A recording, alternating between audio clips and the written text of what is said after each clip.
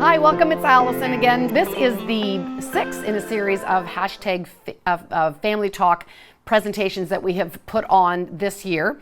And of course, we've been doing this for 5 years, bringing information to parents to help them raise healthy, happy teens and also prevent underage drinking. Of course, when we started to put our program goals together for 2020, the pandemic hit. And tonight we have a special presentation for you that is addressing what's happening right now. It's in the news. No doubt you're talking about it in your families.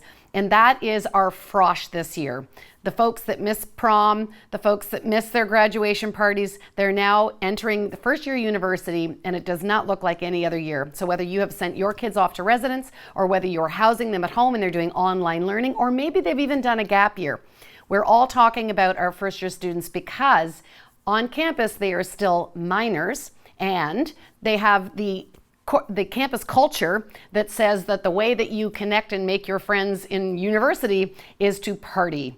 And we know that we are seeing an increased spike in spread in the community due to these gatherings. And there is an appeal to try to get these young students to not party, not to gather, not to break the social distancing rules, and to make good health decisions for themselves when they are on their own and independent. And isn't that, in fact, what the Family Talk program has been about for all these years? So we're well armed to address that this evening.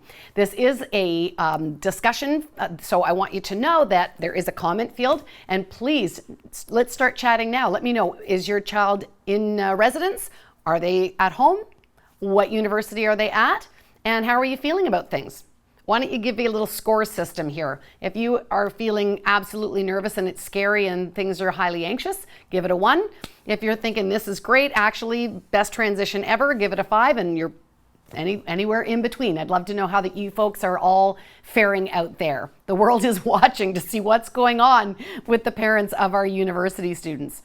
And I have had the great luxury of having dropped off both my kids at university to their residences, and they have both graduated. But I remember how exciting it was, and I remember that a lot of it was about how the universities do such a great job of making sure that those kids are going into a new environment, that they are connected, that they make friends, because learning at university is hard enough, but it's often the loneliness and the isolation that causes kids to drop out of university. So this year is especially difficult because those kids that are going into residence, they're not going into a room with 3 or 4 people in their quad. In fact, a lot of them are in a room alone with extra beds that are just without mattresses. They may be on campus, but they're still not going to class, which means they're in this sort of lonely room all day online. And a lot of the campus cafeterias, etc., are still considered places unsafe for gathering, so food's being delivered to their door. This is actually a pretty lonely, isolated way to start university, and I would recommend for all parents, stay in touch with your kids, whether that's a text, a phone call. We need to help support and bridge them as they make their way through this first year. It also means that they are hearing the cultural narrative that, and as my daughters did too, that the big thing about going off to university and doing that big Frosh week is that it's finally out from under your parents' eyes, and it's time to party. Now, our first year students in Ontario are minors. At 18, they are still minors for underage drinking. But now they're in this environment that tells them they're supposed to party, that this is how they're told they're supposed to connect and make friends. And we know that the access to alcohol is that much more readily available because there's other legal age students that are walking around and making that accessible. And the research shows that the closer that our kids get to legal drinking age, the more likely they are to drink. So we've got really a bit of a perfect storm happening, which is why our program is here to help you parents really recommit to helping do your part in preventing underage drinking. And that means for us to speak to our kids about some of the health consequences. And those health consequences, again, sort of parallel what we're asking from the health minister, which is how do we help kids make good decisions about the health and safety of themselves and their community when they are off and on their own. So let's talk about the negative consequences of drinking, and then I want to talk about the health information that we need to make sure they know for COVID.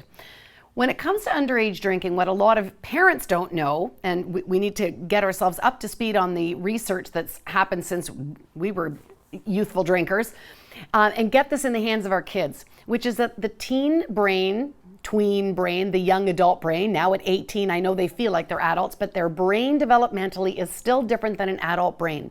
And when you introduce alcohol to a developing brain, you can have permanent impacts on the development and structures that can cause later problems with substance dependency. And so this means that the brain now has alcohol on it at a time when what we know is a part of the development of the brain is not so good with problem solving, executive functioning, decision making. And when you add alcohol, we really have the increased likelihood of kids making poor decisions that will end up in regrets, in accidents. And of course now, again, because we are trying to ask our kids to use social distancing measures, the likelihood of them keeping their wits about them when they're intoxicated and stick to the social distancing rules, that decreases just that much more. If we're going to make poor judgment, are we really 6 feet apart? If it's poor judgment, well, she's cute, maybe I'll take off my mask and kiss her. We don't want, this is not the year to be introducing those extra elements that may reduce our kids' likelihood of sticking to the health policies that they need to. So we want to talk to our kids about that. We also do need to straighten out some of the misinformation that they have, not just about alcohol, but actually about COVID, that they may not have gotten accurate information. And we've learned more since the beginning of the pandemic. And there's still many youths who think that this is something that does not impact youth. They still think it is a disease that is only for those people with pre-existing health conditions or something that goes through the elder population. That somehow there's still this idea that youth are safe from it. And yet we have seen that the greatest spread right now is happening in the 20 and up category. That's why they're targeting these people specifically to say, hey, no, you actually are a big part of solving this right now. And we're seeing the cases go up since university has gone back in. And so we don't want our kids to have this situation where the spread is so great that we start to see us going back into lockdown. So if they want to keep socializing, if they want to stay on campus, we need their help now to stay safe so that we don't go backwards in our ability to open and socialize. So yes, they can transmit, yes, they are carriers, and yes, they can develop the disease, and they're super important in not bringing this out to the community. So how we want to address this besides the education, this is so much about how we also approach the idea of underage drinking, is that we can't control kids, as you know, this is the whole, how do we make them? This is the problem. That what we're trying to do is we're trying to impart them with the education and then try to influence their behavior. And we do that through being really respectful in how we approach them. That we want to empower them and appeal to them to be helpful, not demean them and say, we don't expect you to behave properly on campus. When we have low expectation for teens, when we point the finger at them, they are much more likely to be suspicious of authority and to not want to give us their ear and to go around our recommendations. So instead, healthy conversations, good communication, lots of education, and really asking them, please, would you help? I trust you to make good decisions for yourselves. And like anything else, whether it's drinking or COVID, we always want to let our kids know that if something happens and they mess up, then come to us, because we can always help better at correcting a mistake than not having the support of a parent, and things can get worse. It's a lot worse if you've actually broken social distancing rules and you don't tell anybody, and then you go to class or you come home and you increase the number of contact points that you had. It's much better to say, you know what, I was at that party last night. I know you told us not to go, but I did, so that we can get them COVID tested, so that we can get them quarantined. The same with underage drinking. If they get themselves in a sticky position, let them know. Listen, we got your back. We'll get you an Uber. We will make sure that you get home safely. We'll make sure that you've got numbers for campus security so that you can get the health care that you need if you need it. So we always have their back, even when they make mistakes. I think the other thing we need to really impart in our kids too is that they have now changed a lot of the policies. And I would really, really hate for a child to have a major regret because they did not know the consequences of an action that they took. You've got to know that students are unaware of how much actual power university security has. And so go through the actual policies of your campus. It could be, for example, that your child might know they're not allowed to drink on campus, but they may not know that if you are drinking off campus and you walk back to your dorm room drunk, if security catches you and you're intoxicated on property, they still could take action against you. And again, depending on the circumstances in the campus, and you need to check your own policies, you could lose your scholarship, which was the payment for how you got there. You may lose your place in residency, which means you may have to go home. You could lose access to classes. So every situation is different, but there's many students who did not know that that little silly moment where they got drunk at the pub and stumbled home ended up costing them their first year university. I would hate for a student to have that kind of regret. So go over those policies. And with COVID, same thing. We just heard today that they are increasing the fines, increasing the police patrols, that these house parties are going to be cracked down on, that you can be charged for drinking as a minor, and you can be charged for actually hosting these parties and being present in numbers that are bigger than the allowed number in your area. And the fines are quite steep. So they really are going to be cruising, watching, paying attention. So not only do we not want them to have an altercation with police and things that could impact their education and their good first year, we want them safe. We want the community safe. So let's try to encourage them to find other ways to connect, because that's what it's all about. You don't have to party to make friends and find connections first year. There are alcohol-free groups that get together 6 feet apart. You can do things online. We can go to parks. There's still frisbees and spike ball and other ways that you can make friends. The campus will continue to try to connect kids. Just do it safely. That's all we're asking, so that you can stay there longer and make friends longer and make this a great year. Now, for some of you, your kids didn't go off to university, and that's fine. Different people made different decisions, and this was for sure the year that there was no right or wrong about that decision. But what I would say is that if you've got your kids at home and they're doing online learning for university, you've got some interesting parenting challenges as well. And here's why that is. It's very difficult to remember that when your child stays living in their same bedroom and stays in the same nuclear family, but transitions into adulthood, without that symbolic leaving of the house, it's hard to do this passage of rights that says you now have a young adult and you now need to mind your own business. You heard me. You need to mind your own business. You've done your job. That there are stages in parenting. And we've talked in the Family Talk program before that in the early years, 2 to 11, you're more of an educator and a facilitator, and we're teaching them. And then when we go into the tween years, we're looking more at sort of the type of parenting that's about getting them to do the thinking, getting them to use their mind and do the problem solving. So we're much more of a coaching type role in our kids' lives. But by the time they get to 18 to young adults into their early 20s, we're really just sage counsel. We are the well of knowledge that should they decide to drink from, they will. But we can't push our ways on them anymore. So one way to think of it is that now your child, to renegotiate that relationship, is to think about them being in your house more as a tenant, actually. And so if you think about a tenant's agreement and you took somebody in that wasn't your blood child, think about the kinds of things that you would talk about. So you can renegotiate what would make some reasonable house rules, given that you all do live under the same roof and you have to live together. So what's our expectation for picking up after each other? What's our expectation for people being home for dinner? We want to be respectful to the person who cooked, but we also want to be respectful to the person who's the independent spirit who wants to decide for themselves. So it doesn't matter what the agreement is, but there needs to be a respectful understanding from both parties. You might want to talk about when laundry day is and who has access to the washing machine and who's doing the laundry now. If you have not handed that and delegated that off, then that's something else that you could talk about your contract. So things like curfew and who has right to borrowing the car.